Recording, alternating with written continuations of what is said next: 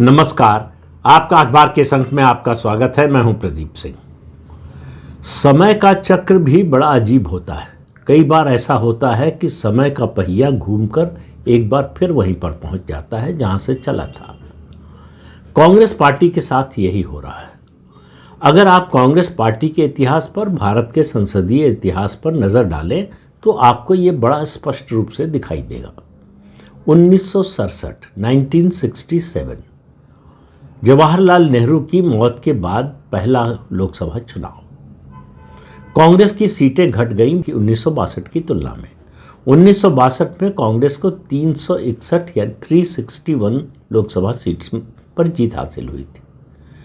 1967 में वो घटकर 283 रह गई। फिर भी कांग्रेस का बहुमत था, तो उसकी सरकार को कोई संकट उस तरह से नहीं था। लेकिन कांग्रेस 67 के चुनाव में, तब तक याद रखिए 1967 तक लोकसभा और विधानसभा के चुनाव साथ साथ होते थे। 11-12 राज्यों में कांग्रेस पार्टी की सरकार चली गई, चुनाव हार गई कांग्रेस पार्टी। तो कांग्रेस पार्टी के लिए अंदर से खतरा शुरू हो गया।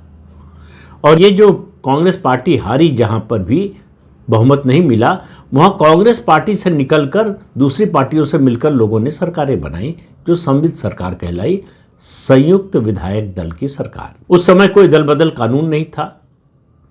1967 से 1971 के बीच में, ध्यान से सुनिएगा इस बात को, जो आजकल दल बदल की बहुत बात होती है। 1967 से 1971 4 सालों में लगभग 4000 विधायकों ने दल बदल किया। यह रिकॉर्ड है जो कभी नहीं टूटा। तो 1967 का जो लोकसभा चुनाव था वो एक टर्निंग पॉइंट था भारत की राजनीति में। क्यों था ये बता रहा हूं। 1967 के बाद क्या हुआ कि 1969 में राष्ट्रपति का चुनाव हुआ। राष्ट्रपति के चुनाव में आपको मालूम है कि कांग्रेस पार्टी के पार्लियामेंट्री बोर्ड ने तय किया कि नीलम संजीव रेड्डी कांग्रेस पार्टी के उम्मीदवार होंगे। इंदिरा गांधी को लगा कि ये उनके विरोधी गुट के उम्मीदवार हैं। एस निजलिंगप्पा उस समय अध्यक्ष थे कांग्रेस के, कर्नाटक के रहने वाले थे, कर्नाटक के पूर्व मुख्यमंत्री भी थे। इंदिरा गांधी को समझ में नहीं आया विरोध कैसे करें। उनकी चली नहीं पार्लियामेंट्री बोर्ड में, और नीलम संजीव रेड्डी बन गए उम्मीदवार। और उस समय उपराष्ट्रपति थे वीवी गिरी। उन्होंने पद से इस्तीफा दिया और निर्दलीय के रूप में चुनाव में उतर गए। इंदिरा गांधी ने, कांग्रेस पार्टी, याद रखिए कांग्रेस पार्टी ने व्हिप जारी किया कि कांग्रेस के सारे सदस्य जो कांग्रेस का ऑफिशियल कैंडिडेट है उसको वोट देंगे।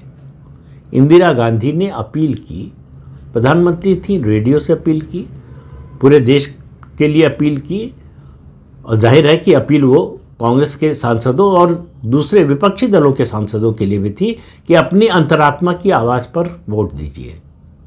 यानी सीधे सीधे था कि व्हिप को मत मानिए। और उनके लोगों ने वीवी गिरी का समर्थन करना शुरू कर दिया। आखिर में किसी तरह से वीवी गिरी जीत ही गए।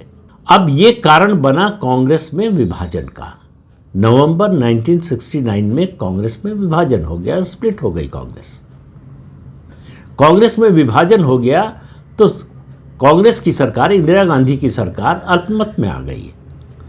तो बहुमत के लिए, अपनी सरकार बचाने के लिए इंदिरा गांधी ने कम्युनिस्ट पार्टी का सहारा लिया, लेफ्ट पार्टीज का सहारा लिया। उस समय याद रखिए 1964 में कम्युनिस्ट पार्टी ऑफ इंडिया जो सीपीआई थी, एक ही पार्टी थी, उसमें स्प्लिट हो गई थी और 2 पार्टियां बनी, सीपीआई और सीपीएम। तो लेफ्ट पार्टीज का समर्थन लिया और उसके बदले में भारी कीमत चुकाई देश ने। इंदिरा गांधी ने इस समर्थन के बदले सारे एजुकेशनल इंस्टीट्यूशंस जो है वो लेफ्ट पार्टीज के हवाले कर दिए। तो देश भर के एजुकेशनल इंस्टीट्यूशंस पर कम्युनिस्टों का कब्जा हो गया, जो मूलतः स्वभाव से सनातन विरोधी, भारतीय संस्कृति के विरोधी, भारतीय राष्ट्रवाद के विरोधी और आखिर में जाकर भारत विरोधी है। आप आज़ादी के आंदोलन का इतिहास पढ़ लीजिए, आपको मालूम होगा कि कब कब किस तरह से कम्युनिस्ट पार्टी ने धोखा दिया। इंदिरा गांधी ने जब ये सौदा किया, उसके बाद कम्युनिस्टों ने पूरे हमारे शैक्षणिक संस्थानों पर कब्जा कर लिया। और कांग्रेस ने इसी के जरिए नैरेटिव का जो काम है वो भी आउटसोर्स कर दिया कम्युनिस्ट पार्टी को। तो कांग्रेस के बचाव में कम्युनिस्ट पार्टियां बोलने लगी। जब भी कांग्रेस संकट में आए, कांग्रेस के पक्ष में कोई जो है नैरेटिव खड़ा करना हो, कम्युनिस्ट पार्टियों का काम हो गया। उस समय से कांग्रेस जो है इससे मुक्त नहीं हो पाई। देश का जो नुकसान हुआ वो तो कई पीढ़ियों को उसका नुकसान भुगतना पड़ा और पड़ रहा है। अब जो परिवर्तन हो रहा है इसीलिए परेशानी हो रही है, वो समय का चक्र बदल रहा है। अब कम्युनिस्ट धीरे धीरे इन शिक्षण संस्थाओं से बाहर हो रहे हैं, इसलिए दर्द हो रहा है। कम्युनिस्टों से ज़्यादा कांग्रेस पार्टी को हो रहा है। तो 1967 में जो हुआ, 1967 के चुनाव के बाद 1969 में राष्ट्रपति का चुनाव और उसके बाद कांग्रेस का विभाजन। जब ये राष्ट्रपति का चुनाव हो गया और ऑफिशियल कैंडिडेट हार गया, तो उसके बाद कांग्रेस पार्टी के अध्यक्ष एस निजलिंगप्पा ने इंदिरा गांधी को कांग्रेस से निकाल दिया। उसके बाद कांग्रेस का विभाजन हुआ। फिर इंदिरा गांधी ने 1971 में मध्यावधि चुनाव कराया। तो ये क्रम टूट गया। जो लोकसभा और विधानसभा का चुनाव साथ साथ होता था, उसका क्रम उसी समय से टूटा।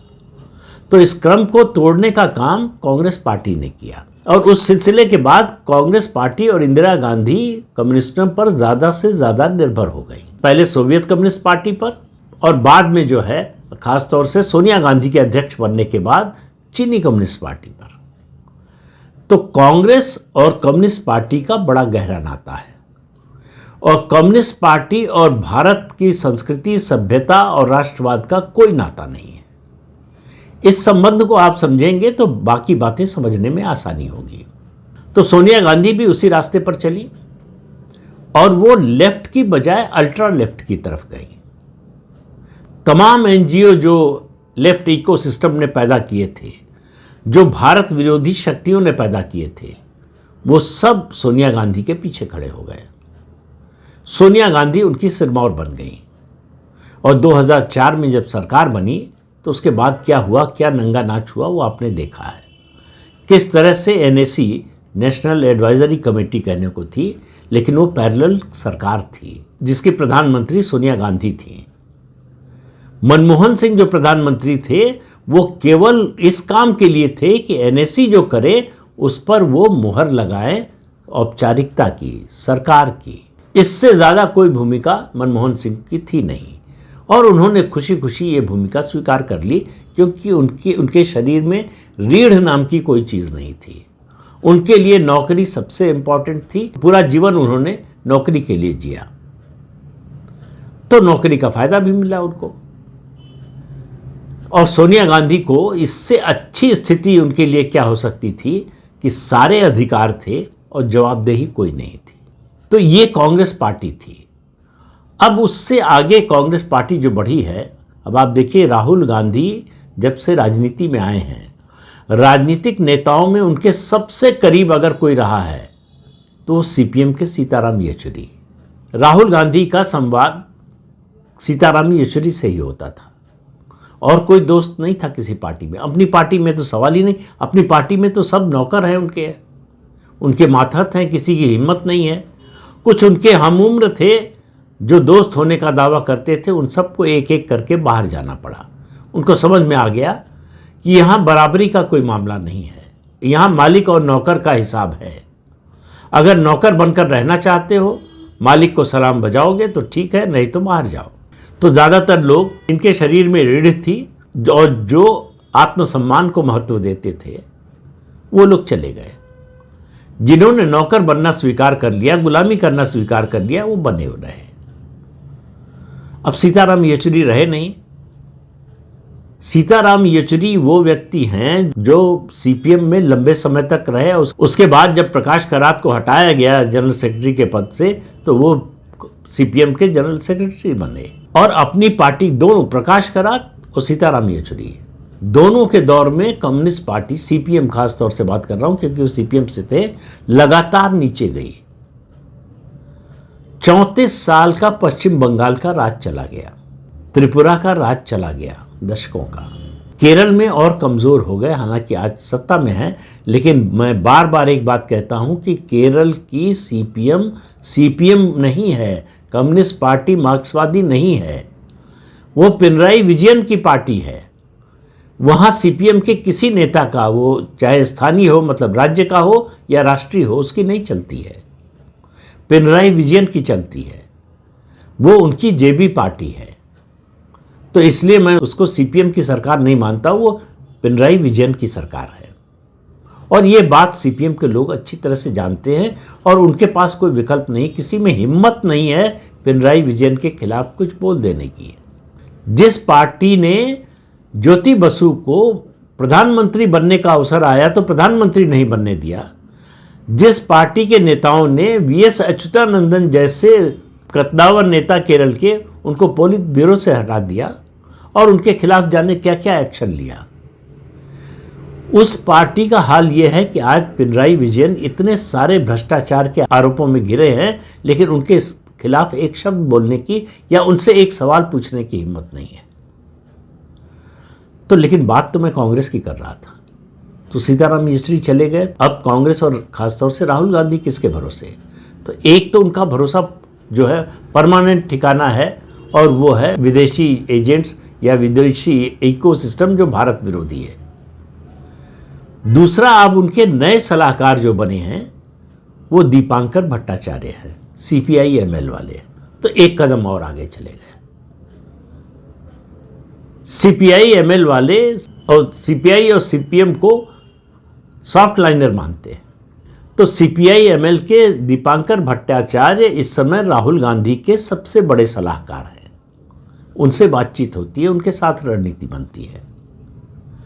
और राहुल गांधी को उनसे, उन लोगों से जो बातचीत होती है उसमें राहुल गांधी ये बताते हैं कि वो अमेरिका जाते हैं तो वहाँ भी बहुत से लोग ये बताते हैं कि चुनाव में भारत में कुछ गड़बड़ हो रहा है। मतलब राहुल गांधी इस बात से पूरी तरह से कन्विंस्ड हैं कि वो चुनाव हार नहीं रहे हैं, उन्हें चुनाव हराया जा रहा है। हालांकि उनके पास एक सवाल का आज तक जवाब नहीं है कि 2014 में जब उन्हीं की सरकार थी, जब उनकी मां डिफैक्टो प्राइम मिनिस्टर थी, तब कैसे कांग्रेस चुनाव हार गई, और उस दौरान कांग्रेस जो विधानसभा चुनाव हारी वो क्यों हार गई।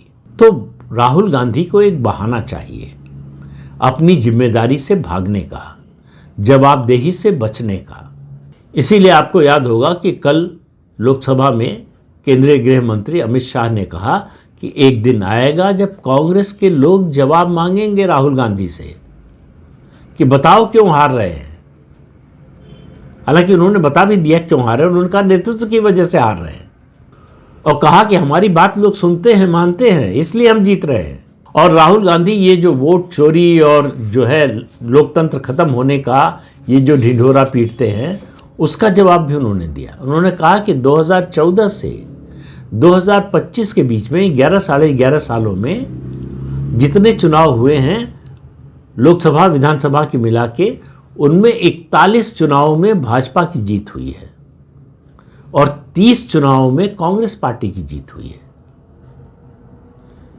तो ऐसा नहीं कि कांग्रेस कोई चुनाव 2014 के बाद से जीती ही नहीं, लेकिन जो जीत गए उसका श्रेय राहुल गांधी को है, जो हार गए उसके लिए जिम्मेदार नरेंद्र मोदी है और भाजपा है और उनका इकोसिस्टम है जो उन्हें हरवा रहा है। तो 1967 में जो हुआ था, इंदिरा गांधी ने अपनी सरकार बचाने के लिए कम्युनिस्टों को अपना घर दिखाया और उन्होंने घर पर कब्जा कर लिया।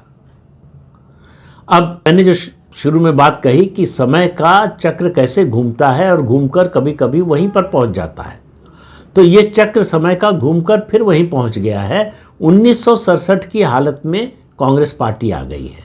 आप इंदिरा गांधी से राहुल गांधी को रिप्लेस कर दीजिए। इंदिरा गांधी ने अपनी सत्ता, अपनी सरकार बचाने के लिए कम्युनिस्टों से समझौता किया। राहुल गांधी अपनी पार्टी बचाने के लिए कम्युनिस्टों से समझौता कर रहे हैं।